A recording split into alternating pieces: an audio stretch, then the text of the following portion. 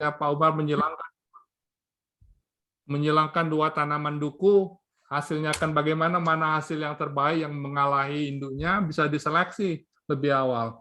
Ini sudah digunakan di tanaman tahunan, misalnya Sime Darby Oil Palm Research in Malaysia. Mereka bekerja sama dengan... Prof Bun, bisa menyelang sedikit, Prof Bun? Ya. Ada nggak teknologi yang maksud saya relatif sederhana begitu ya, yang lebih mudah begitu ya, untuk kita mendapatkan di apa namanya step awal ya, step pertama ini selection of target gen ini.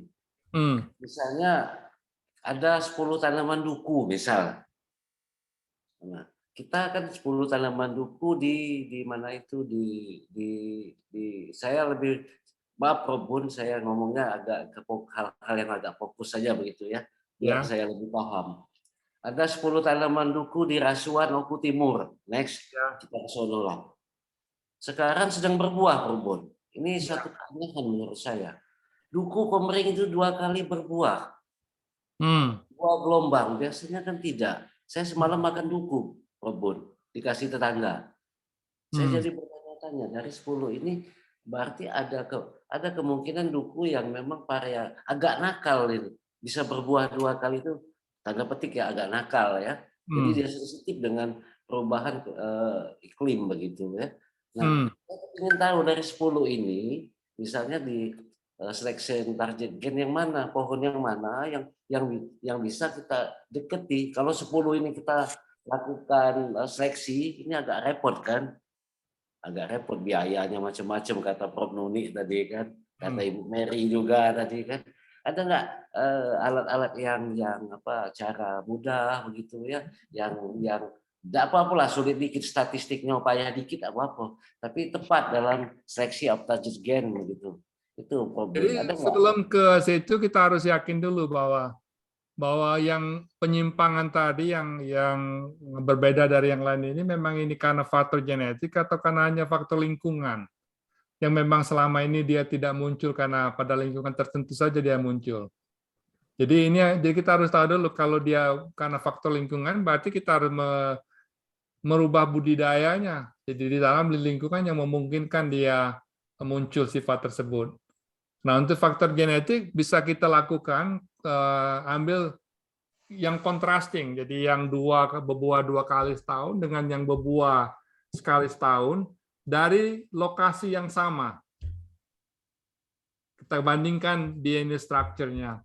Jadi DNA structure bisa bermacam-macam, bisa langsung kalau teknologinya lebih ini.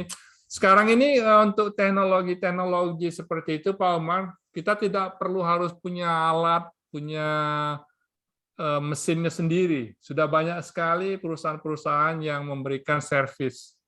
Memang relatif lebih mahal. Karena kalau kita mau beli mesin sendiri, mulai sendiri, dari awal sendiri, dan sebagainya, jauh lebih mahal biayanya. Karena perawatan mesin tersebut tidak murah. Belinya sudah mahal, begitu kita beli, sudah obsolete, sudah out of date, karena mesin yang baru sudah keluar lagi. Dan paham saya, Prof Bun, yes. Sepakat. Mahal alat itu. Pakainya sekali 2 kali setahun, repot. Kemudian maintenance-nya dan sebagainya. Jadi lebih baik untuk tahap awal dikontrakkan saja dengan service provider. Kemudian setelah dapat hasilnya, kita teliti, kita tahu, misalnya, kita sudah bisa memfokuskan. Ini di bedanya antara tanaman yang berbuah sekali setahun dengan yang 2 kali setahun. Pada di struktur di bagian ini. Nah, itu yang akan kita targetkan untuk modifikasi. Nah, baru kita lakukan di lab kita sendiri. Jadi itu model seperti itu yang kita lakukan juga di lab saya di sini. Saya tidak punya mesin semuanya ini. Jadi saya kontrakkan saja dengan beberapa company yang melakukan servis buat saya. Kita bisa negosiasi harganya, kemudian kita dapatkan hasilnya, mereka bantu dengan bioinformatiknya dan sebagainya. Setelah kita tahu targetnya, baru kita lakukan di lab kita sendiri. Ya, jadi tidak semuanya. Ya. Jadi tidak semuanya harus memancing. Harus beli sendiri. Karena kita memang lebih kelihatan lebih prestis. Lab kita punya mesin ini, punya mesin ini. Tapi itu kan kita harus ingat, itu hanya tool. Itu hanya alat. Alat bukan menjadi goal. It's not the goal. That's the tool dan maintenance tool itu sendiri kita perlu Ya fasilitas. betul, betul Prof. Bung. Terkadang memang kita punya alat canggih yang mahal itu bukan menjadi anugerah, ya, malah menjadi bencana kadang-kadang ya. Ya, Terakhir saling salahkan, nah repot gitu. Nah, tidak ketemuran bertahun-tahun. Oke, nggak apa-apa Prof. Bung, terima kasih sudah menginspirasi saya ya tentang selection of target gain ini, walaupun saya guyon gara-gara duku genit berbuah 2 kali setahun itu, ini menurut saya menjadi pancingan buat kita begitu ya, kita ambil hikmahnya. Next time kita bersama teman-teman mungkin ya bisa menandakan, kemudian kita upahkan Mbak Ibu Sila ya. ya. Kita bawa ke Bogor, kita bawa ke Sampurna, dan kita menjadi konsultasi dengan Prof. Bun ya, mungkin kita bisa lanjutkan apa yang dimimpikan oleh Prof. Daniel tadi tentang duku gitu ya. Banyak hal yang masih bisa kita. Terima kasih Prof. Bun. Oke, kita lanjut. Jadi adalah 6 tahapan yang bisa dilakukan. Nah, sekarang akan saya beri contoh yang kita lakukan di lab kita pada tanaman chickpeas atau kacang Arab. Jadi proyek ini dilakukan oleh research associate saya, Dr. Yudaful. Dia bekerja di lab, sekarang dia sudah pindah, dapat kerjaan lain yang jauh lebih bagus dari lab saya, jauh lebih besar gajinya dibanding dengan kerja di lab saya. Dia PhD dari University of Kentucky, mungkin beberapa bapak ibu sini berasal dari alumnus universitas yang sama, dari USA, dari Lexington. Dia alumnus dari universitas tersebut. Jadi kita lakukan di sini adalah CRISPR-Cas9 chickpea. Ini adalah dalam proses ini yang kita lakukan adalah semacam proof of concept apa kita bisa lakukan di tanaman chickpeas. Oke, jadi kenapa chickpeas? Ini adalah salah satu mandat tanaman yang saya lakukan di University of Saskatchewan. Ini adalah merupakan yang kedua important green legume globally, ditanam sekitar 14,8 juta hektar globally setahun atau 15 sekarang mungkin sudah hampir 16 juta hektar per tahun di 59 country negara dengan hasil total sekitar 14 sampai 15 juta ton per tahun. Oke, merupakan sumber utama protein untuk untuk sebagian populasi, terutama di India, South Asia, di Middle East. Jadi banyak makanan yang dihasilkan dari tanaman ini, misalnya snack, kemudian salad seperti di sini, kemudian hummus, falafel, kemudian di India yang namanya chapati, atau seperti flatbread atau roti yang seperti terlihat di bagian gambar di bawah ini. Nah, tanaman ini dalam sistem produksi di tempat kita, salah satu kendala dalam produksi adalah pengendalian gulma, weed control. So weed control is difficult untuk tanaman chickpea karena tanamannya tidak kompetitif pada awal pertumbuhan, sehingga sudah ada satu kelompok tanaman yang bisa resisten terhadap imidazole linon herbicide seperti yang saya berikan di kuliah saya yang pertama. Kemudian kita akan membuat tanaman chickpea dengan gene editing yang bisa toleran terhadap kelompok lain dari herbisida yaitu metribuzin. Metribuzin ini targetnya di dalam sel tanaman adalah pada fotosistem 2 pada protein D1. Jadi dia di chloroplast, di thylakoid membrane. Kita bisa dilihat di sini dari struktur membrane di mana herbicide ini berpengaruh. Jadi pada gen namanya PSBA. Nah, kita akan jadi ini di plastida di dalam sel tanaman. Jadi PSB ini mengkode gen, dia merupakan single copy, satu copy, kemudian dia berfungsi di dalam proses fotosistem 2 dalam fotosintesis. Dia di lokasi berada di thylakoid membrane di dalam protoplas. Nah, kita akan mengedit gen PSB ini, membuatnya menjadi non-sensitif sehingga dia tidak dipengaruhi, sehingga sel atau tanaman yang dihasilkan menjadi toleran terhadap metribuzin ini. Itu yang pertama yang akan kita lakukan. Jadi kloroplastik gen. Yang kedua, kita akan membuat chickpea menjadi lebih punya nilai nutrisi yang lebih tinggi.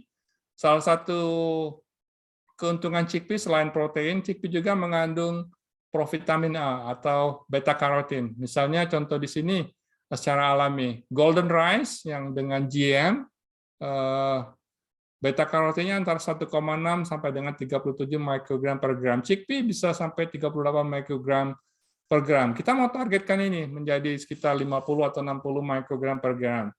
Ini adalah sintesis pathway dalam proses pembentukan atau sintesis beta karotin. Jadi kita sudah tahu proses-prosesnya, jadi kita akan blok gen yang akan mendegradasi beta karotin ini menjadi abscisic acid, menjadi zeaxanthin dan sebagainya. Oke, jadi kita ingin tanaman memproduksi banyak beta karotin dan lutein yang berfungsi untuk kesehatan mata. Dalam hal ini kita akan mengedit gen yang lebih di atas dalam proses pathway ini. Dalam hal ini adalah PDS atau pathway desaturase gene. Jadi sebelum mereka transform dari pathway dari geranyl diphosphate ke pathway, dan sebelum dia dirubah menjadi lycopene, kita akan blok, kita membuat fungsi PDS gene ini menjadi, kita knock out, katakanlah kita stop fungsinya. Apa yang terjadi dengan gene editing ini? Saya ingatkan kembali, ini adalah proof of concept. Apakah bisa kita lakukan pada tanaman chickpea? Oke, tools, alat-alat yang digunakan, bahan alat yang digunakan. Yang pertama adalah plasmid factor untuk guide RNA, dan Cas9 expression, kita harus punya plasmid factornya. Kemudian kita perlu enzim pemotong, restriction enzymes, yang bisa mengenal 6-8 base pair recognition. Kemudian ligase enzyme untuk plasmid modification, kemudian PCR, condition, PCR mesin, primers, dan harus ada akses ke DNA sequencing technology. Nah, ini sebelumnya kita cari dulu sequence yang berhubungan dengan PSB gene tadi, gen yang bisa mengconvert tolerance pada tanaman terhadap metribuzin herbisida. Jadi kita cari strukturnya, apakah sudah pernah ada di laporan yang membuat suatu tanaman dari kondisi natural menjadi toleran terhadap metribuzin. Rupanya ada. Jadi, tapi ini pada Chlamydomonas Reinhardt. Jadi pada mikroorganisme ini terjadi perubahan pada gen PSB2 tadi pada urutan nomor 219 amino acid. Terjadi perubahan dari wild type yang aslinya dari valine menjadi isoleucine, sehingga membuat terjadi perubahan amino acid struktur dari gen tersebut, sehingga membuat dia menjadi toleran terhadap metribuzin. Nah, kita tahu posisinya, kemudian kita lihat strukturnya pada tanaman chickpeas, di mana struktur amino acid. Jadi kita sequence gen PSB ini pada tanaman chickpeas. Oke, jadi kita sequence, kemudian kita lakukan alignment sequence-nya, jadi analisis seperti ini. Kita cari posisi nomor 219. Nah, ini yang akan kita edit dari yang aslinya dari valine, akan kita robah dia menjadi amino acid isoleucine. Jadi dari V menjadi ILE di posisi nomor 219. Ini yang kita targetkan untuk kita edit. Karena yang susceptible dia adalah valine, kemudian akan kita robah menjadi isoleucine di posisi nomor 219. Ini yang kita targetkan. Jadi kita harus tahu dulu sequence-nya, struktur amino asidnya, proteinnya, baru kita lakukan editing. Jadi kita tidak hanya random dalam melakukan editing, kita harus betul-betul targetkan. Setelah itu kita lihat. Kemudian kita juga karena ini lebih kompleks untuk PSB gen ini karena posisi gennya bukan di nukleus tapi di kloroplas. Sehingga kita harus mengarahkan yang kita transform tadi guide RNA-nya tadi ke protoplas, bukan di dalam nukleus, karena dia di protoplas fungsinya. Sehingga kita tambahkan yang namanya chloroplast transit peptide atau CTP. Jadi ini merupakan dari semacam Rubisco gene, sekitar small, relatif kecil, sekitar 60 amino acid, 60 asam amino strukturnya. Kita lihat strukturnya seperti ini pada beberapa tanaman, pada soybean, pada chickpeas, pada kacang ercis. Kita lihat strukturnya, chloroplast atau CTP ini, kemudian kita desain untuk dimasukkan dalam satu paket yang akan kita transform ke tanaman chickpeas.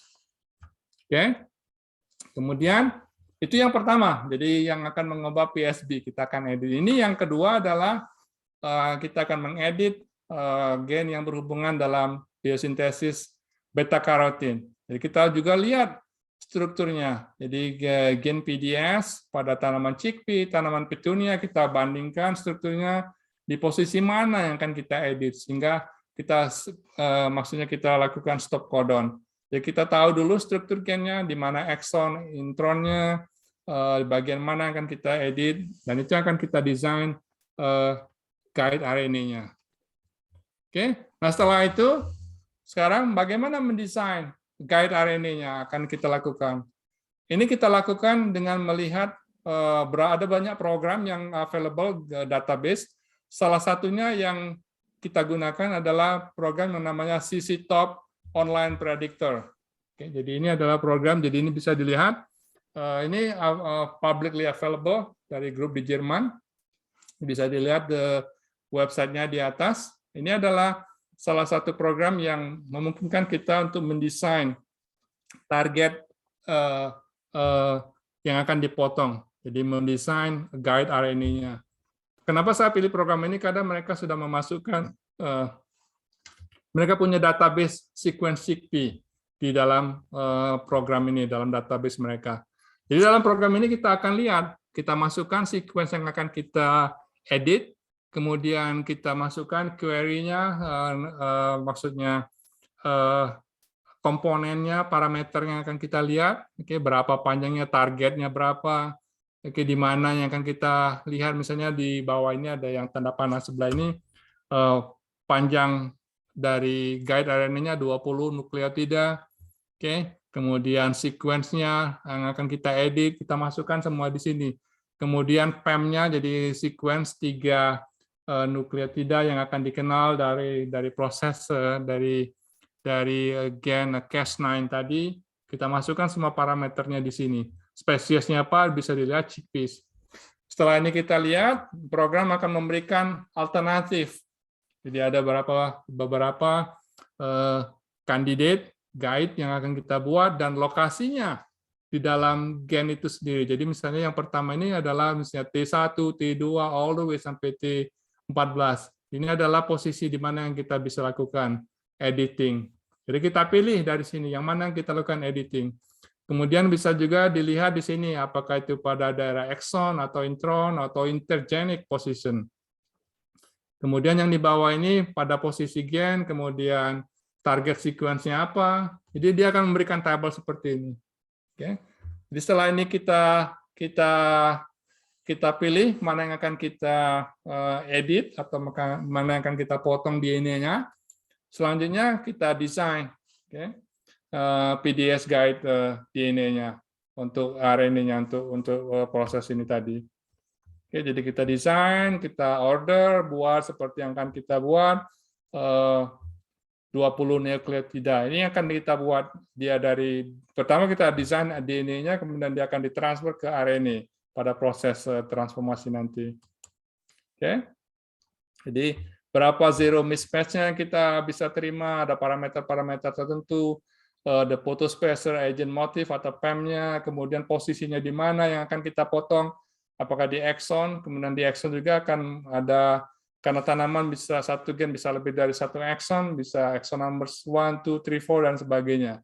Semua akan dimunculkan di dalam program ini. Setelah itu, untuk meningkatkan ekspresinya, karena tadi kan waktu kita desain, dia dalam bentuk DNA, kita tidak mendesain RNA, dia adalah dalam bentuk RNA. Nah, kita akan inginkan sel mengubahnya menjadi RNA. Sehingga kita namakan di sini namanya small nuclear RNA promoter untuk mengubahnya menjadi RNA.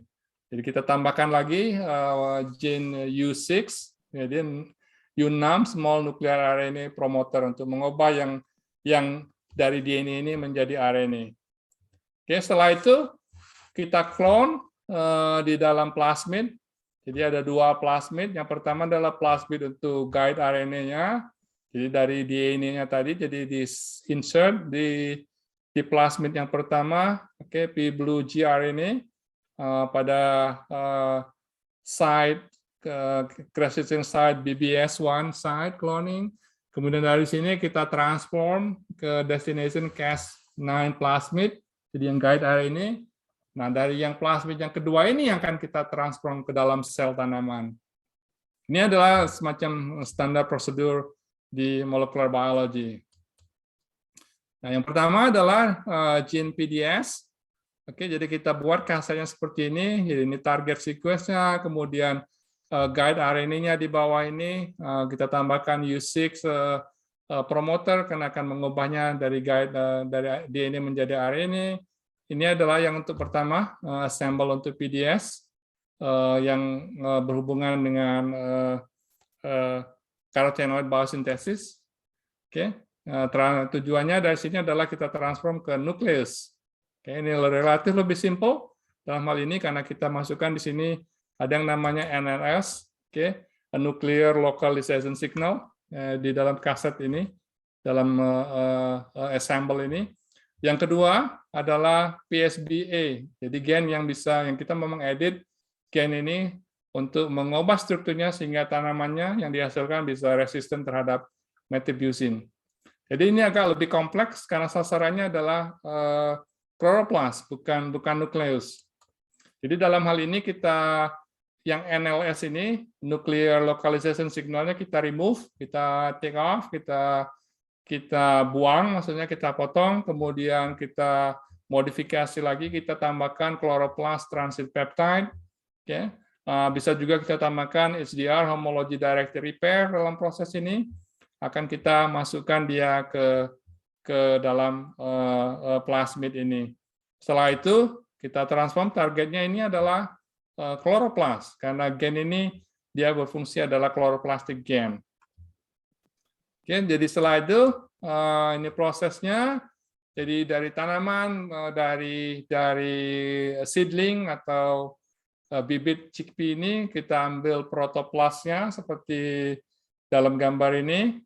Kemudian desain sudah kita desain guide RNA-nya. Kemudian sudah kita clone di plasmid seperti yang kita lihat. Jadi ada dua kaset atau dua struktur ini. Yang satu kita targetkan PDS, yang kedua PSBA. Kita lakukan dengan polyethylene glycol dengan electroporation untuk memasukkan plasmid ini ke dalam protoplast ini. Setelah itu kita cek protoplastnya, apakah plasmid ini sudah masuk ke dalam protoplast. Kemudian kita sequence kalusnya setelah dia tumbuh. Kemudian kita lakukan seleksi, apakah terjadi perubahan atau tidak pada bagian yang dihasilkan. Oke, jadi dari dua-duanya ini, jadi yang untuk ke PSB kita remove NLS-nya, nucleotide localization signalnya, sedangkan yang PDS dia diarahkan ke nukleus karena yang kedua ini kita mengarahkan dia ke protoplast, chloroplast maksud saya. Oke, setelah itu kita lakukan seleksi dan kita dapatkan hasilnya. Oke, nah setelah kita sekarang kita mulai yang gampang dulu. Jadi yang gen yang ada di nukleus PDS1. Ini yang di atas ini adalah struktur dari gen tersebut. Oke, dia ada 12 ekson. Jadi kita mau mengedit pada ekson nomor 5. Jadi guide nomor 1 di ekson nomor 5 pada sense. Kemudian guide nomor 3, ekson nomor. Jadi kita ada beberapa guide. Jadi kita tidak hanya mendesain satu guide RNA, tapi kita mendesain sampai 4 atau 5 bahkan 6 guide RNA waktu kita lakukan transformasi. Oke, targetnya yang ketiga, G3, guide ketiga adalah ekson nomor 10 pada tingkat antisense. Kemudian kita sequence DNA yang sudah dilakukan yang sudah mau kita edit ini, apakah terjadi editing atau tidak. Ternyata waktu kita lihat dengan ini pada exon nomor 10 di antisense sudah terjadi editing, terjadi penambahan A di sini. Oke, terjadi penambahan A jadi yang nomor 2 di atas sequence ini tidak ada kan? Jadi hanya TCA, tapi yang di bawah ini ada tambahan TCAA di sini ada peak green ini di exon nomor 10. Oke. Sehingga gen PDS ini menjadi tidak berfungsi. Waktu kita tumbuhkan, kalusnya menjadi albino karena dia berfungsi mensintesis pigmentasi di tanaman di dalam sel sehingga dia tidak terjadi pigmentasi dan menjadi pale atau seperti ini di albinism seperti yang ada di bawah ini. Jadi berfungsi dalam hal ini. Berarti kita bisa lakukan edit untuk nuclear gene. Yang kedua, untuk PSBA, jadi kita banyak lakukan beberapa guide dan sebagainya. Ternyata tidak ada editing di gen tersebut, tidak terjadi, sehingga kita tidak katakanlah tidak terjadi hasil seperti yang kita harapkan. Jadi pada waktu kita sequence di guide beberapa guide yang kita lihat jadi ini wild type-nya yang aslinya. Kemudian di guide nomor 215 tidak terjadi editing. Jadi bagian yang kita mau edit sebetulnya ada tanda panah ini. Semua sama, tidak terjadi perubahan pada bagian tersebut. Jadi dengan ini memang kita tahu memang untuk mengedit di protoplas itu jauh lebih sulit. Kalau karakteristiknya di sintesis di kode dari gen yang ada di protoplas sedikit lebih sulit dibanding dengan gen yang ada di nukleus. Jadi dengan proses ini kita tidak melihat, walaupun kita sudah mengetes sampai dengan 6 konstruk dengan struktur dengan target guide RNA yang berbeda. Jadi bisa dilihat sini H347 yang kontrol, kemudian 348 sampai 354 berbagai posisi yang akan kita edit dengan konstruksi yang berbeda. Jadi mungkin pertanyaannya, karena kita sudah tes 6 konstruk ini, 6 struktur dengan independent transformasi, apa yang terjadi di sini? Jadi mungkin ini prosesnya tidak efektif untuk delivery Cas9 ke chloroplast, walaupun kita sudah tambahkan tadi chloroplast transit peptide yang akan mengarahkan plasmid ini ke chloroplast, tapi ternyata tidak efektif. Kemungkinannya karena dalam satu sel itu, kalau nukleus hanya satu, tapi kloroplast bisa banyak. Jadi kemungkinan dia terjadi editing di satu kloroplast, tapi dia tidak muncul, karena ada beberapa copy yang lain. Jadi mungkin delivery-nya ada masalah, atau mungkin dia tidak efisien aktivitasnya di kloroplast, atau mungkin ada faktor lain yang kita belum ketahui. Jadi di dalam research, untuk kita selain kita mengharapkan sesuatu yang bermanfaat, yang akan langsung kita aplikasikan, hal-hal seperti ini yang kita tetap belajar. Jadi kenapa? Jadi pertanyaannya untuk menantang diri kita sendiri. Kenapa begini hasilnya? Kenapa tidak terjadi? Jadi kalau terjadi kegagalan, kita akan mempelajari lebih lanjut. Where is the problem? Is it something like a technical problem? Is it biological? Is it procedural? Is it the design is wrong? So we look at one by one possibility yang akan terjadi. Jadi mungkin ini merupakan tantangan buat kita semua. Jadi kemudian mungkin ada juga mungkin terjadi off target. Jadi misalnya kita mengedit base pair nomor 10, ternyata dia lakukan nomor 15 pemotongannya. Jadi banyak sekali sekarang teknik yang bisa meminimumkan terjadinya off-target editing. Jadi misalnya dengan good algorithm, waktu mengedit yang pertama, karena seringkali terjadi di dalam suatu sel, suatu individu, tanaman, diploid misalnya, satu gen itu tidak hanya satu copy di dalam genom, bisa aja 2-3 copy. Nah sekarang yang pertanyaannya copy yang mana yang akan kita edit ini? Kadang-kadang kita mengedit satu copy, ternyata copy bagian lain yang ada di kromosom yang lain yang berfungsi, sehingga tidak muncul fenotipiknya. Jadi ini akan kita pelajari terus. Jadi walaupun teknik ini secara garis besar punya potensi, punya aplikasi yang luas, tapi masih banyak hal-hal kecil yang masih menjadi tantangan. Jadi tidak semudah yang mungkin kita lihat secara dari luar tadi. Jadi masih banyak yang hal kecil detail yang masih harus kita pelajari, pemilihan enzimnya dan sebagainya. Jadi dengan itu mungkin saya akan akhiri. Ini adalah grup saya yang bekerja di berbagai proyek tersebut. Nah, hampir semua yang ada di sini sudah pergi semua. Yang tinggal sekarang ini hanya Sweta, Carmen, teman. Nah, yang lain-lain sudah pindah. Jadi ada yang misalnya Mandip sekarang bekerja di Bayer, Muhammad pulang ke Iran, bekerja di Iranian Government Research Station, Jun Seng sekarang PhD, Waliur dengan Amit bekerja di Canopy Growth dengan cannabis, karena bayar mereka jauh lebih tinggi. Kemudian yang lain-lain udah pindah semua. Jadi, nah sekarang yang mahasiswa sedang bekerja di lab saya ada kebetulan cewek semua. Jadi ada 2 PhD, 3 master student yang sudah hampir selesai. Alana bekerja di research untuk masternya, genomic prediction for oil and protein content di chickpeas.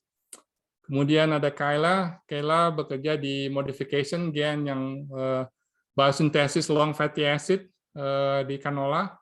Jadi dengan genetic transformation kita akan membuat canola untuk memproduksi long fatty acid produk. Kemudian Elizabeth Berenik, MSc, bekerja di QTL, resisten tanaman chickpea terhadap Asucaita black dengan menggunakan wild cross dengan wild species. Kemudian Sophie, MSc, dia genome wide association analysis, heat tolerance di chickpeas. Kemudian Sinje PhD, bekerja tanaman flax, hybridisasi dengan wild cross, kemudian dia melihat di mana terjadinya hybridization barrier and bold adhesions pada flax population. Di 5 ini sekarang yang aktif di lab, bekerja masing-masing dengan beberapa postdoc yang sekarang juga bekerja di lab. Ini adalah grup yang bekerja di lapangan. Jadi ada total grup saya dengan sharing dengan lab yang lain ada 32 orang yang memanage lapangan, jadi yang melakukan penanaman, panen hasil produk, processing benihnya dan sebagainya. Jadi saya pun ikut membantu mereka kerja di lapangan. Jadi misalnya ini waktu panen tahun 2019 bulan September, suhu sudah kalau pagi mungkin 2-3 derajat Celcius, jadi kita sudah bundle up mau kerja karena angin dingin. Pagi-pagi jam 7 biasanya kita sudah mulai kerja di lapangan sampai matahari terbenam baru kita pulang di dalam proses panen. Jadi mereka staff dari berbagai background bekerja, kita dalam satu tim. Jadi di sini tidak ada masalah apakah dia seorang profesor atau pekerja, kita di lapangan kita kerja sama-sama, nyabut tanaman sama-sama. Saya yang menyupir truk besar di belakang ini, mereka kumpulkan bahan-bahannya dan sebagainya, kita bekerja dalam satu tim. Dengan itu saya ucapkan terima kasih, thank you, merci beaucoup atas semua perhatiannya, atas partisipasinya, dan sekali lagi terima kasih atas kesempatan yang diberikan buat saya untuk bisa sharing pengalaman ini dengan rekan-rekan, bahkan dengan Bapak Ibu guru saya dan adik-adik semua di sini. Terima kasih, dan mungkin kita bisa diskusi untuk yang kalau ada pertanyaan dan sebagainya. Saya stop sharing di sini. Terima kasih Pak Prof. Benyamin. Baik, kalau ada pertanyaan silakan ingin bertanya.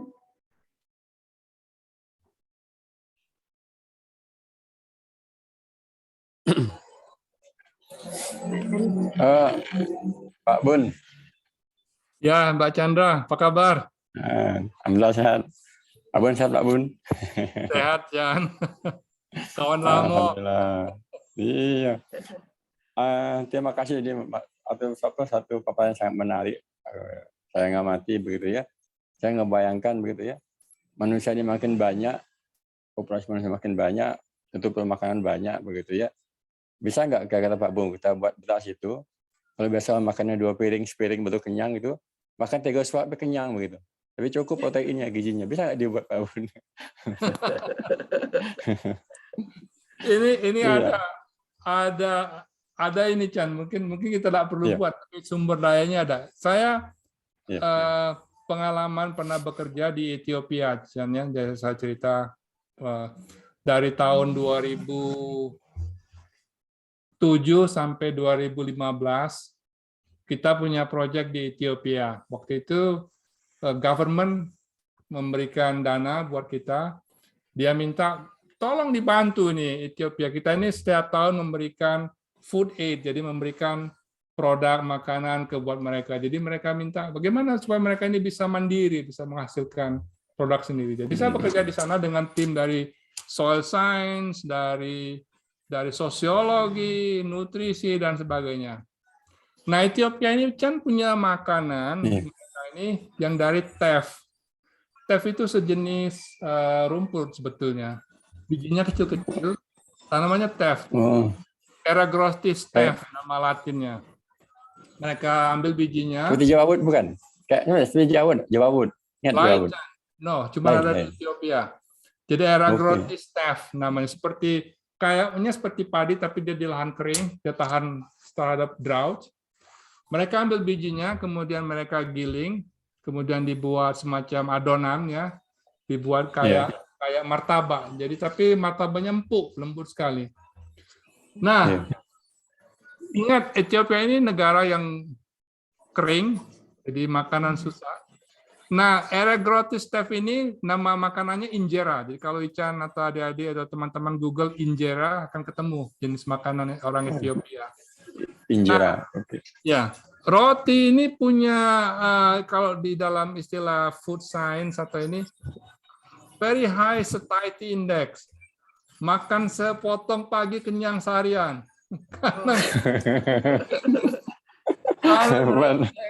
Mereka ini begawe di lapangan, jadi mereka karena sumbernya terbatas, jadi mereka sudah terbiasa. Saya pun ikut makan waktu itu, makan teff, bubuk, jadi makan roti ini kemudian dengan semacam ada sausnya di situ. Merasa kenyang seharian Chan makan itu. Karena dia karena dia sangat pelan mungkin digest di dalam tubuh kita. Jadi dalam sistem metabolisme kita dia sangat pelan. Energi yang dilepas pun pelan sekali keluarnya. Sehingga bisa bertahan seharian, makan sekali pagi.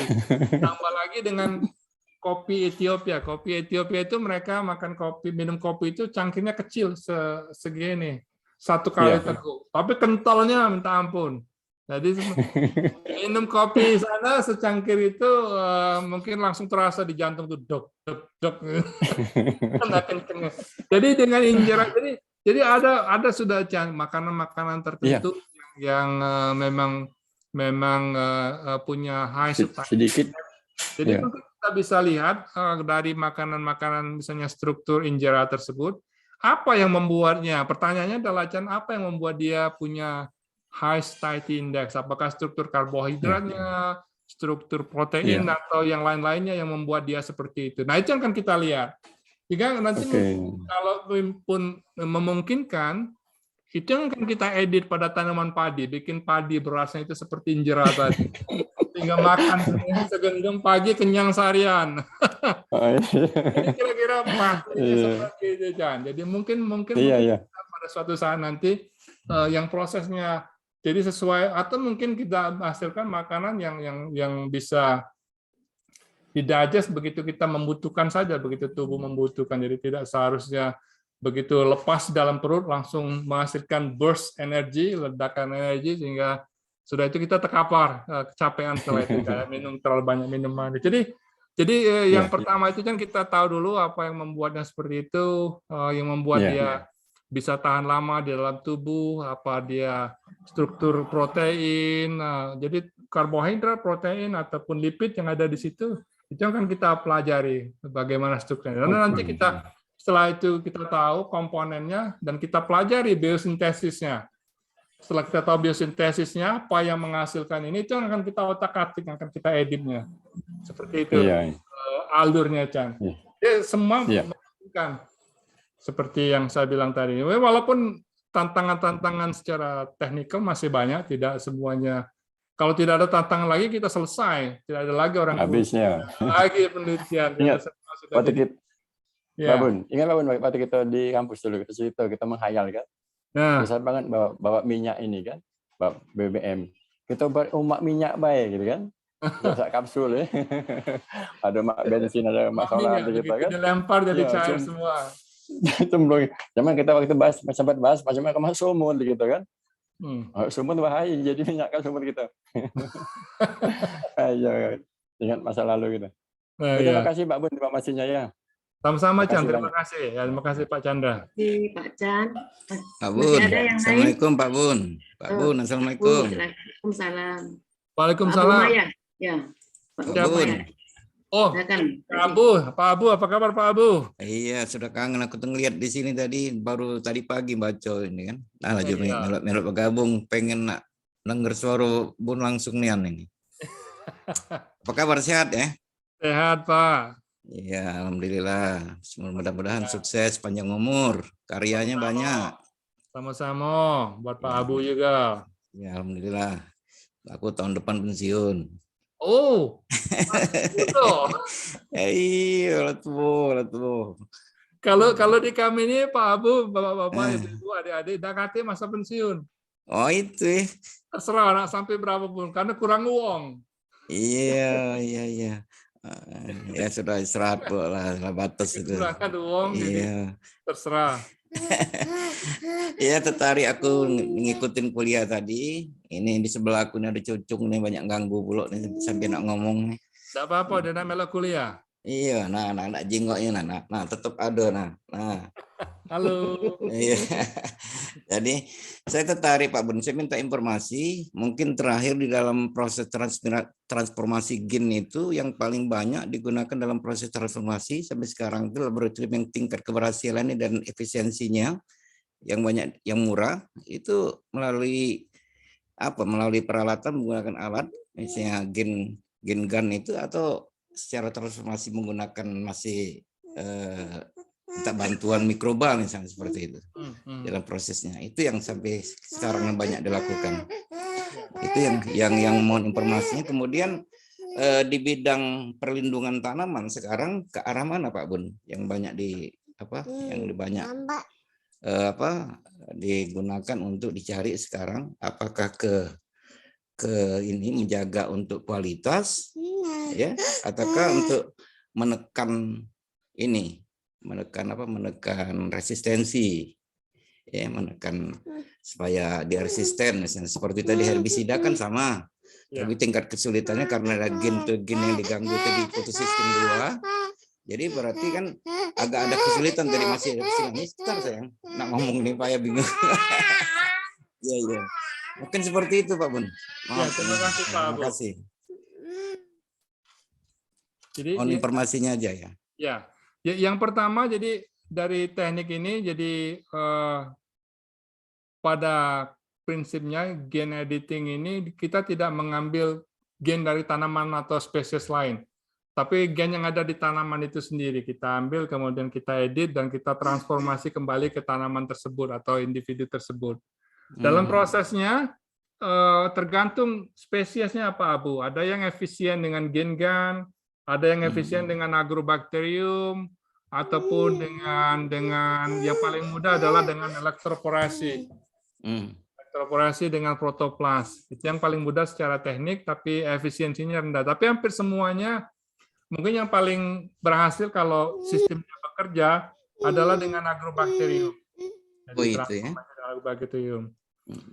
Kemudian yang kedua, untuk perlindungan tanaman yang paling ideal karena kita tidak perlu menggunakan adalah yang karena concern dengan lingkungan, concern dengan kesehatan manusia. Bagaimanapun kalau kita berikan bahan kimia, perlindungan tanaman kimia itu pasti ada side effect-nya. Baik itu langsung ataupun tidak langsung. Apakah dia toksik terhadap individu atau organisme lain, ataupun dia mencemari lingkungan atau terhadap kesehatan kita sendiri. Jadi yang arah yang dilakukan sekarang hampir semua research adalah dengan mengutak-atik gennya. Jadi waktu gen itu yang diutak-atik tidak hanya gen yang resisten, Jadi yang membuat tanaman rentan itu apa? Oh, Yang rentannya ini yang iya, dibalik, iya, yang iya. dirubah menjadi tidak rentan. Jadi Oh, tidak harus iya. membuat resisten gennya, tapi yang rentannya. Jadi yang jadi ini Pak Abu Mhm. mengerti dulu betul bagaimana interaksi antara penyakit dengan sel tanaman. Interaksinya Iya. gimana? Apakah Mhm. dia nekrotrofik atau biotrofik, Iya. atau melalui toxin production, ada yang seperti Mhm. itu. Nah, setelah itu Iya, iya. diketahui, baru kita mengubah di mana dari sisi tanaman yang akan dirubah supaya dia tidak berinteraksi dengan patogen tersebut. Jadi sekarang banyak sekali research yang melihat pelan pathogen interaction pada tingkat seluler atau tingkat molekuler. Protein apa yang dihasilkan dari satu misalnya fungal spore, jadi satu spora. Saya ingat Pak Abu dulu kan penelitian Corinospora kan di tanaman Iya, kalau yang di karet ya. karet. S2 saya itu Pak Bun. S2 Pak Abu. Iya, S3 saya Phytophthora palmivora pada ini, pada Karet. kakao. Ya. Kakao ya.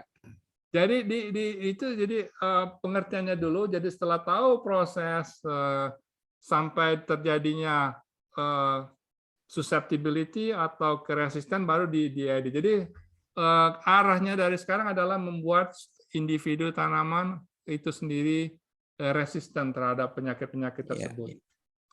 Ada penyakit yang black and white, jadi dia pengaruhnya bisa kita lihat, bisa langsung. Ada juga yang lebih merupakan kuantitatif, itu yang lebih repot karena biasanya yang kuantitatif responnya tidak black and white, tapi ada gradient.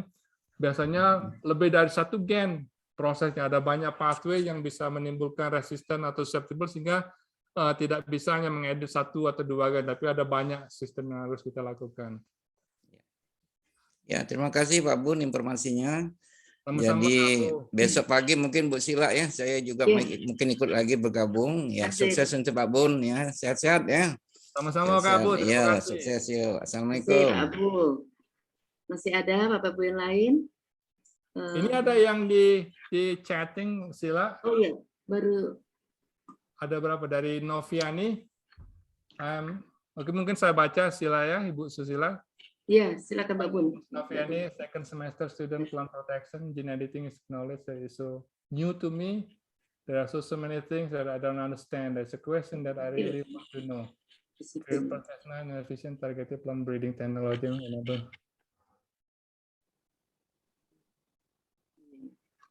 Is there any benefit of using CRISPR-Cas9? There is one thing that I'd like to know from you too, sir. I'm wondering if there is any opportunity to apply for SEED scholarship to take internship in Canada, Saskatchewan. Yes, there's possibility, but you have to have. Where's Noviani? I want to see her. Are you still around? Yeah, I'm still here, sir. Okay, turn on your camera, please. Kameranya. All right, wait a minute, sir. Baik, Pak Bun, Bu Sila, mohon izin ya. Oh ya, terima Oh kasih. ya, ya makasih Pak Umar. Besok join lagi ya. Dia mau seminar mahasiswa. Oke, makasih. Noviani melamar S2 ke Pak Bun, pasti diterima. Mana Noviani tadi? Masih belum pakai jilbab dia Pak, makanya belum pasang jilbab. Ya, So, sejak itu kalau Noviani, mahasiswa. number one requirement for SEED scholarship, your TOEFL has to be 550, okay, or IELTS score 6.5 overall. Jadi tidak ada yang di bawah 6,5 kalau IELTS Inggrisnya. Salah satu syaratannya. Kemudian harus nulis proposal, nanti kita bisa diskusikan kalau memang mau. Sekarang ada sebetulnya anak Indonesia yang dapat SEED scholarship sedang di sini. Dia dosen ITB, dia S3 di UPM. Temannya Mary, siapa Ibu Nuni yang dari HPT yang di UPM? Eris. Temannya si Eris. Ini ada di Saskatoon sekarang karena dapat dari beasiswa. Jadi mungkin Noviani ya. Jadi ya nanti kita bisa diskusi kalau memang tertarik bisa sampai di mana, kemudian penelitiannya apa, apakah bisa. Kadang-kadang yang yang menjadi kendala juga, Noviani, karena saya punya mandat hanya untuk tanaman ini saja, chickpea dan flax. Jadi kita tidak bisa, harus lakukan tomat, harus ini. Tidak bisa. Jadi karena kita punya mandat, kita hanya bekerja di 1 atau 2 spesies. Jadi yang bisa dilakukan adalah belajar tekniknya, bukan dari tanaman sendiri. Jadi bisa dibawa bahannya, kemudian lakukan apa yang bisa dilakukan dalam waktu mungkin 5 atau 6 bulan ya. Kemudian yang pertanyaannya apakah ada efek samping Creeper Cas9? Yang sistem lama ada. Misalnya waktu kita transform Cas9 CRISPR ini, dia mengedit kan, memotong. Mungkin saja enzim ini continue to be active di dalam sel, sehingga dia mengedit bagian lain dari satu sel selain target yang kita edit tadi. Oke, jadi waktu kita sequence the whole genome setelah diedit, ternyata proses yang diedit tidak hanya yang kita targetkan, ada bagian lain juga yang ikut teredit. Karena waktu selesai prosesnya tadi, ternyata enzim Cas9-nya ini masih aktif. Dia melalang buana di dalam genom suatu tanaman tadi. Sehingga waktu kita sequence, kita kaget. Ada bagian lain yang ikut teredit. Nah, kalau dia mengedit bagian gen yang punya fungsi vital dalam sel, akan berpengaruh terhadap fungsi selnya, kan? Sehingga memberikan efek samping yang tidak kita inginkan. Jadi masih hanya. Jadi walaupun itu sudah mulai ada penelitian-penelitian dengan teknik baru yang berusaha untuk membuat Cas9 ini setelah dia memotong di target, dia menjadi non-aktif. Oke, sehingga bisa dilacak fungsinya. Jadi masih banyak, ada pro, bisa potensinya besar, tapi masih ada hal-hal kecil yang menjadi kendala ataupun masih perlu disempurnakan lah, seperti itu. Ya, kira-kira itu, Noviani. Oke, terima kasih. All the best with your study. Noviani, yang apa ada pertanyaan lagi dengan yang lain? Ini benar banget. Atau Mbak Bun, cerita nih tentang duku dikit. Tadi ingat yang pertanyaan Pak Umar ya, sebenarnya Pak Umar ingin menanyakan langkah bagaimana kalau kita ingin melakukan itu sebenarnya. Dan jadi ingat dengan duku itu kan mungkin Pak Bun masih ingat ya dari tahun 90-an Bu Zul sudah berusaha tentang duku ini, dan luar biasa kan. Iya, Ibu Zul, Ibu Endang, Ibu dari tahun 93 kami sudah survei, saya ikut ya dari waktu masih baru-baru masuk dulu, mungkin belum berangkat itu. Sampai di tahun 2000 juga masih berjuang tentang duku itu, sampai sempat ditanam di pertanian 1 hektar dan kebakaran di tahun 2000, habis tanaman Bu Zul. Nah di tahun 2014 kita dari IPB diminta sebagai bagian dari PKHT untuk melakukan pusat kajian hortikultura untuk tropis, itu untuk buah tropis kan. Nah waktu itu ditunjuklah Unsri untuk pakai pusat. Tadi setelah kami rapat, ternyata Pak Almarhum Munandar menolak waktu itu karena memang belum siap sekali ya. Dan waktu itu masih Pak Bu Rektor Bu Badia meminta kami untuk melakukan penelitian. Maka di tahun 2016 saya sempat melakukan penelitian tentang berbagai duku yang ada di beberapa kabupaten Sumatera Selatan. Nah, ada berapa yang saya lakukan secara fenotip ini, Pak Bun. Saya mendapatkan data secara fenotip, ya, baik itu dari agronomi, anatomi, saya juga mengecek ada adaksial dari stomata, abaksialnya, jumlahnya kan. Lalu secara fisiologi saya juga mengecek kandungan klorofil, lalu nitrogen dan kandungan sukrosa. Nah, setelah berapa yang saya lakukan uji ya, misalnya uji lintas ya, memang itu kelihatan ada hubungan antara jumlah daun dengan tingkat kemanisan. Lalu saya juga sempat mengecek ke Sampurna Agro untuk FPAD ya, jadi bagaimana melihat homogennya atau heterogen keragaman antar kabupaten, Bun. Jadi sudah dapat waktu itu untuk melihat, sudah dianjurkan oleh salah satu mas yang bantu saya itu mahasiswa S2 waktu itu, Pitina. Dia menyatakan, Bu, kalian nanti kalau mau memberi mau ngecek lanjut, memberi primernya, mungkin lihat nomor ininya. Nah, tapi terputus Pak Bun. Nah, pertanyaan saya ini memang mungkin ini juga komentar dari Prof. Daniel ya.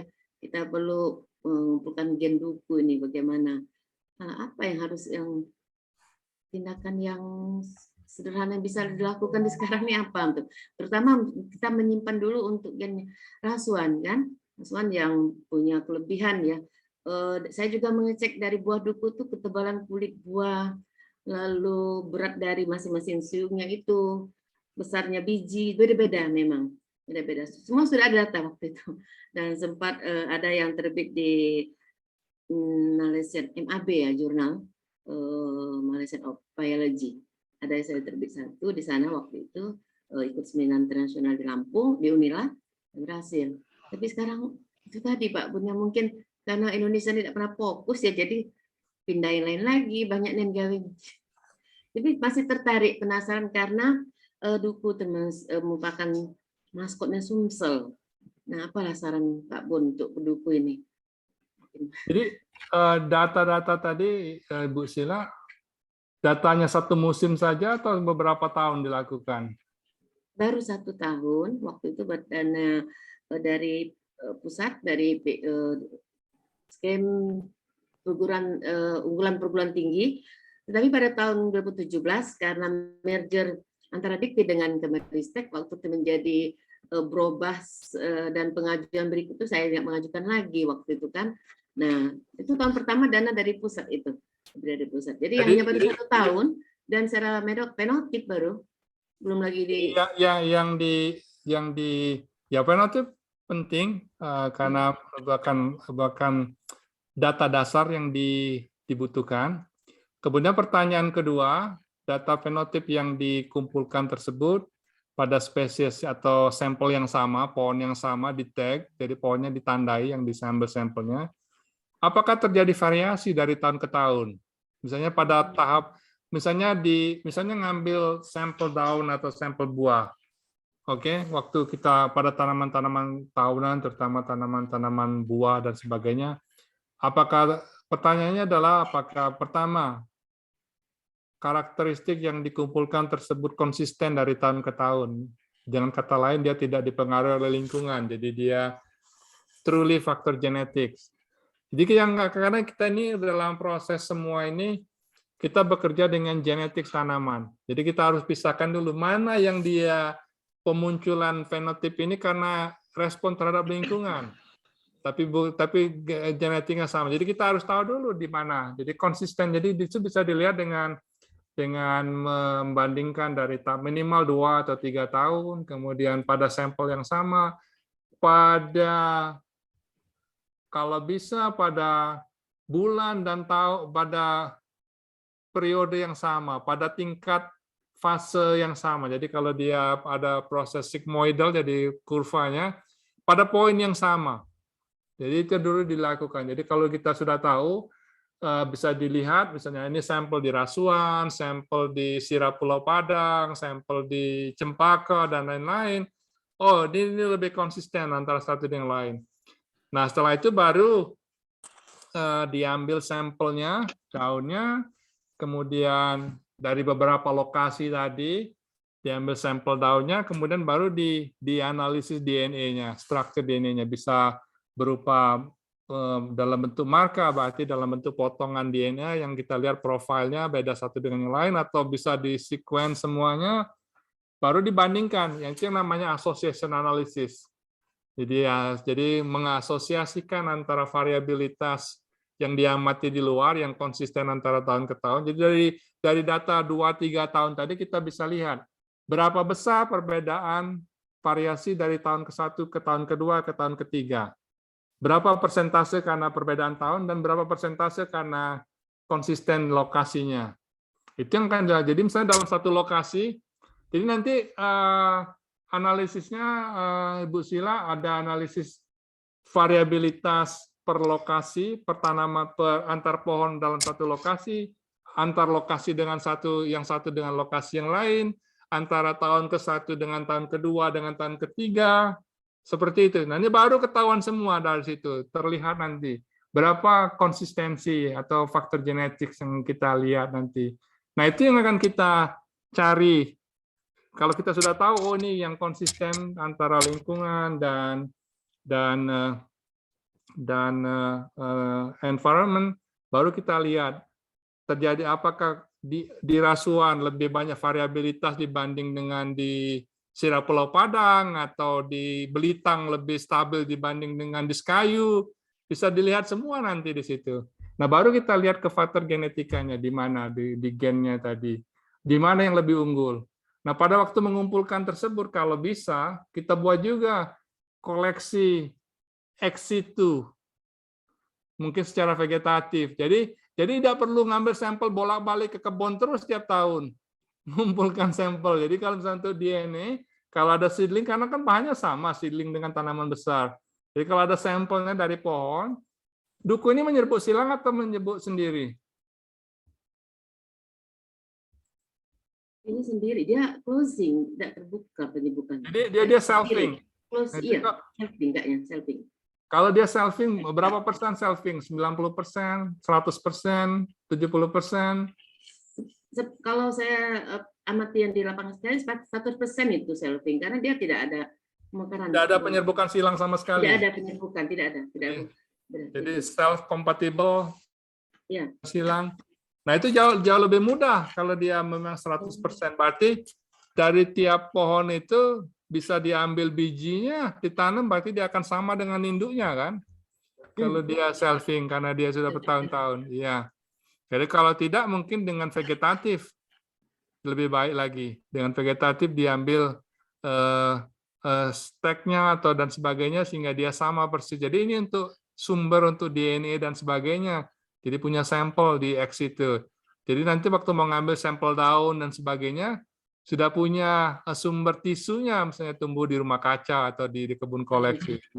Tidak perlu. Jadi nanti kalaupun mau menyilangkan, mungkin kalau punya kebun koleksinya sudah besar, tidak perlu lagi ke kebun ngumpul ke yang ngambil dari bunga dari Sekayu dengan bunga dari Belitang. Lah, mana nak nyilang ke kali ini. Jadi kalau nanti kan ini kan kita tujuannya kan pertama mengumpulkan data, kemudian mengetahui sumber mana yang terbaik yang akan kita cari, yang akan kita kombinasi dalam menciptakan klon ataupun varietas baru nanti. Oke. Nah, dalam hal ini kita harus tahu sumbernya di mana, apakah ada perbedaan secara genetis atau tidak antara lokasi satu dengan yang lain. Kemudian kalau kita tahu di mana yang superior untuk misalnya ketebalan kulit biji, yang satu lagi bijinya lebih kecil, tapi kulitnya tipis sehingga cepat rusak, tapi enak makannya, yang tanah lebih kadar gulanya lebih tinggi, akan kita kombinasi. Nah, kalau kita punya kebun koleksi sendiri jauh lebih gampang menyilangkan satu dengan yang lain, walaupun perlu makan lama, harus mulai dari sekarang. Jadi tahapannya seperti itu, Bu Sila. Jadi harus pertama, data fenotipiknya harus solid, betul-betul solid.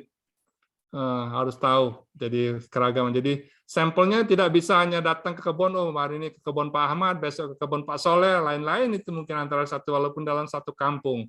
Jadi harus pohon yang sama, pada periode yang sama, pada tingkat pertumbuhan yang sama yang akan disampel tadi. Jadi tujuannya adalah mengetahui bahwa sifat ini memang betul-betul karena genetik selalu tidak dipengaruhi lingkungan atau karena terjadi interaksi satu dengan yang lain.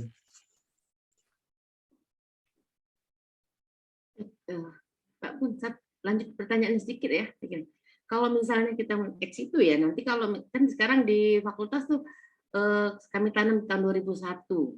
Ya, ada di antar fakultas dekanat dengan jurusan budaya itu saya tanam waktu itu sama Pak Bu Zul, kita memang mau uji adaptasi waktu itu, tapi memang dari sekian itu sekarang masih ada berapa pohon dan lumayan karena memang tidak ada peneduh ya, pertumbuhannya sudah sekian tahun ini masih terhambat dan memang tidak dirawat, istilahnya tidak ada dikasih pupuk segala macam itu. Nah, apakah pohon itu bisa kita pakai sebagai untuk kita uji? Waktu itu kami ngambil di Sijasarana sama Bu Zul yang daerah itu kembangkan. Untuk kalau misalnya satu lagi, kalau misalnya kita pindahkan itu atau pengaruh enggak secara lingkungan nanti dari genetik, lingkungan, fenotipnya? Makanya dari awal tadi, Bu Sila, kita tahu dulu karakternya tadi apa karena lingkungan atau karena genetik. Kalau karena genetik penuh, Kan bisa kita ini, tapi karena lingkungan, karena dia interaksi, misalnya satu lokasi karena kadar bahan organiknya atau kandungan kalsiumnya tinggi atau kaliumnya tinggi sehingga dia lebih manis dibanding yang lain. Jadi itu yang harus kita tahu dulu. Mengapa dia manis? Karena manis ini karena faktor lingkungan atau dia manis karena faktor genetik? Harus kita pilah dulu. Kalau dia karena faktor genetik, ya jauh itu yang akan kita buat. Jadi walaupun di kebun X itu kita berusaha tetap mengoptimalkan pertumbuhannya supaya dia bisa maksimum untuk produksi. Nah, seperti itu. Jadi tetap harus kita optimumkan. Jadi misalnya dia perlu 60% light intensity, kita lakukan 60% light intensity. Ataupun dia perlu jadi itu yang jadi kalau untuk sumber tanaman dimanapun sama, sumber DNA-nya tetap sama, DNA-nya tidak berubah. Tapi responsnya yang berubah terhadap lingkungan. Oke, terima kasih atas responnya. Sebentar ya, makasih Bu. Bapak Ibu dan mahasiswa peserta kuliah umum, apakah masih ada pertanyaan? Oke, tidak jam 2 jam lebih ya. Cukup. Masih banyak ini, masih ada 70-an. Mana yang lain ini kok diam semua? Baik, mungkin cukup untuk hari ini Pak Bun. Boleh, kalau tidak ada lagi yang mau bertanya. Diamnya terkesima, itu aja. Dimasuk Prof. Daniel terkesima. Atau karena faktor puasa Prof. Daniel? Ada, ya, karena bukan bidang saya, jadi saya nggak bisa komen lah. Kalau saya tadi komen yang umum-umum aja, yang mengompori aja komen saya. Ngompori Bu Sila. Kompor itu perlu Pak, biar tetap panas. Ya supaya panas dia. Masa kalah sama orang teknologi kayak. Kalau aku mulai kayak sequencing genom duku kan, nah ketinggalan Bu Susila kayak. Untuk analisis DNA sila misalnya banyak sumber-sumber yang namanya service provider yang mau melakukan. Jadi walaupun mereka tidak punya reference genom, sudah teknis bioinformatics sekarang sudah bisa mereka lakukan dengan beberapa sampel. Dan jauh yang jadi masalah utama di kita ini Pak Bun adalah funding. Jadi kalau kayak Ibu Sila mengusulkan proposal penelitian ke Jakarta, ya itu maksimum tidak sampai 10.000 US dollar, 100 juta. Ya. Nah, jadi itu sudah termasuk biaya publikasi sekitar 1.000 US kan. Jadi tinggal berapa itu? Tinggal 8. Kan kita tuh dapatnya sekitar, kalau 100 juta itu kan sekitar 8.000 US. Ya, mungkin 9.000 Kanada lah ya. Nah, jadi ya bisa dibayangkan lah mutu. Bukannya kita mau seperti tadi kita mau seperti saya, kalau penelitian saya kan nggak punya alat di sini. Selalu saya upahkan ke universitas yang atau lembaga-lembaga penelitian yang punya. Nah itu uangnya belum apa-apa udah habis. Gitu. Persentase juga Prof. Daniel. Persentase untuk upah itu juga dibatasi. Iya. Ini karena memang ya, tapi apa boleh buat, kita nggak punya alatnya. Iya. Kalau kita pakai alat yang ada di kita, pasti waktu publikasi dipertanyakan orang metode penelitiannya. Keabsahan data yang kita kumpulkan itu tidak dipercaya orang gitu. Dan kalau mau beli alat sendiri jauh lebih mahal investasinya. Iya. Dan perawatannya pun Pak Daniel. Iya, jadi banyak alat-alat yang dibeli universitas itu nganggur jadinya karena kan mungkin dipakai setahun sekali atau 2 tahun sekali sudah jadi cepat rusak jadinya memang. Sama di kita juga Pak Daniel, kita tidak punya alat-alat yang sequencing dan sebagainya. Nah, iya, tapi kan karena diberi dana sehingga cukup untuk diupahkan tadi ke lembaga lain gitu. Nah, ini jadi misalnya Sila tadi itu sebetulnya malu dia mau ngomong. Sebetulnya dia mau buat genom gitu ya. Genom duku rasuan kan. Ya, secara fenotipnya cukup bagus, tapi kalau belum apa-apa sudah habis hanya untuk ngupah, belum untuk yang lain-lain gitu. Dan di Indonesia memang Di pasti itu Unila masih sekarang mahal ada sekali. Pak, labnya bagus Pak di Unila Pak, tapi biayanya udah lumayan. Udah saya Iya, konfirmasi UPT Unila itu sudah canggih juga lab biomolekulernya. memang Maka memang IPB kalah menjadi kita dalam pembanding. Unsri. Iya dengan Unila, tapi biayanya Pak pun tetap benar kata Pak Daniel. Iya. Sekarang Pak Daniel, Bapak Ibu sekalian, itu ada dana-dana dari internasional foundation, misalnya Gates Foundation, ataupun hibah-hibah dari beberapa negara maju. Karena asumsinya begini, ini adalah kekayaan alam Indonesia, tapi ini adalah termasuk juga kekayaan alam dunia kan, semua akan menikmati duku dan ini ada unik. Jadi mereka pun dalam hal ini mereka pun akan ikut andil dalam pelestarian sumber daya alam ini melalui duku. Jadi untuk lebih kuat dalam proses kalau bersaing internasional itu perlu kerjasama. Jadi tidak hanya Unsri, mungkin Unsri, IPB, Unila bekerja sama membuat satu proposal besar. Jadi proposal itu mungkin bisa dalam. Pak, komporilah Pak Daniel kami nih. Ayo. Ajak Pak. Aku tuh kan hanya ngompori, bukan bidang aku. Ya, Aku tidak baca tadi itu. Biar panas di sini. Belajar genetika hanya 1 semester waktu kuliah dulu IPB. Setelah itu lalu poh. Jadi bisa dalam waktu misalnya 10 tahun, tahap pertama 5 tahun dan sebagainya. Itu ada dana-dana misalnya dari apa namanya? Ya, Bu Sila mintalah nanti alamatnya kita coba. Gitu, Pak. Iya, Pak Bun. Dari internasional IPGRI, jadi Plant Genetic Resource Conservation. Itu masuk ke situ bisa. Jadi banyak negara-negara lain yang mengapply, tapi mereka tingkatnya nasional dan internasional. Jadi kompetisinya internasional. Dan mereka itu jadi ratusan ribu Pak Daniel dana yang mereka berikan. Jadi harus ada konsistensi dan harus jelas tujuan akhirnya apa. Tidak hanya mengumpulkan data karena ini lebih manis dari ini manis, duku ini manis ini. Jadi apa yang mau dihasilkan nanti? Ya, dampaknya bagi masyarakat luas. Dampaknya masyarakat apa, kemudian secara sains apa yang akan dihasilkan yang dipelajari ini. Itu yang mereka pertanyakan. Tapi kalau dari Indonesia mungkin ya berat untuk beban APBN dalam bidang penelitian seperti ini. Dan mereka harus membagi dari beberapa universitas di negara Indonesia. Tapi dengan dana-dana internasional, misalnya di ASEAN ada CRK dan sebagainya, atau mungkin dari Australia, Jepang, banyak negara-negara donor yang ini. Jadi sekarang skupnya kita harus melihat keluar dari Indonesia. Mungkin dari Dikti masih perlu, tapi untuk yang lebih kecil sebagai data awal, bukan. Jadi waktu mengusulkan ke proposal besar ke international body, misalnya ke Plant Genetic Resource internasional yang berpusat di Jerman, kita bukan mulai dari nol, bukan baru mulai ini baru asumsi semua, tapi kita sudah punya data bahwa memang ada keragaman, bahwa ada ini. Jadi waktu menulis proposal pun mereka bukan melihat proposal punya data dasar. Iya, mereka lihat, oh ini baru mau belajar, dia bilang, bagaimana mau berhasil, pertanyaan mereka. Tapi kalau kita sudah tahu, sudah punya dasar, tapi karena keterbatasan sumber resources yang ada, nah itu lain ceritanya. Dan kita perlu usaha yang sama. Jadi di dalam hal ini bukan hanya untuk Sumsel saja, tapi Indonesia yang keluar kalau ke internasional. Jadi pertanyaannya adalah tingkat Indonesia. Jadi bekerja sama dengan internasional, misalnya dengan orang Litbang Pertanian, dengan universitas lain. Jadi dibagi nanti tugasnya. Si A mengerjakan bagian ini, si B bagian ini. Jadi yang kita di Palembang, karena duku lokasinya di Palembang, mungkin kita lebih banyak ini kontribusinya dalam penulisan tersebut.